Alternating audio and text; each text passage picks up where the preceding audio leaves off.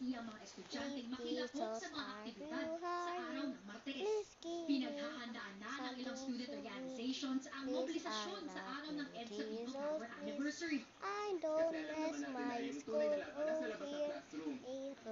Umaasa si Rivera na maging paalala rin ang mga gagawing pagkilos sa Martes, hindi lang sa mga kabataan kundi maging sa lahat ng Pilipino na hindi pa tapos ang laban para sa demokrasya.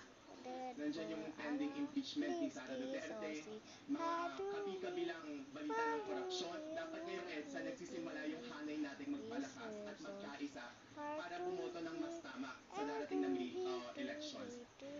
Ayon naman sa Quezon City Police District, nasa 10,000 ang inaasahang magsasagawa ng rally sa February 25. 700 pulis ang ikakalat sa EDSA People Power Monument at EDSA Shrine. Daraan din umano ang mga pulis sa refresher training para matiyak na mahinahon at profesional nilang haharapin ang mga magpoprotesta.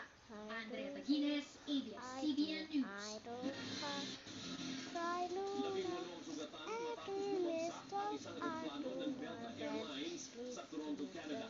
May sakay na 76 na pasahero at 4 na crew ang Endeavour Air Flight 4819 mula Minneapolis sa Amerika. Nang nag-crash ito sa pangunahing airport sa Toronto. Wala pang paliwanag ng otoridad doon sa dahilan ng aksidente. Wala rin namang nadamay na ibang flight.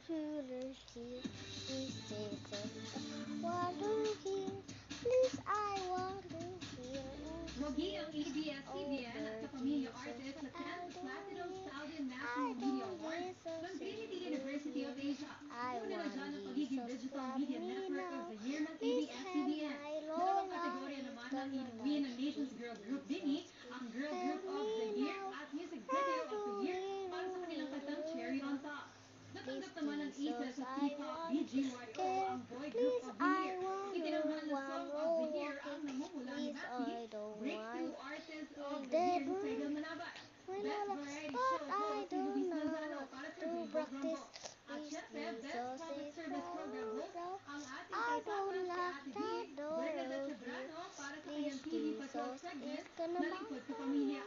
Kinilala ng Best Noontime Show ang It's Showtime at si unforgettable phenomenal superstar Vice Ganda bilang Best Film Artist para sa kanyang 2024 NMFFNP na And the Breadwinner Is. Nangmani rin ang Film of the Year at Film Director of the Year para kay Junlana.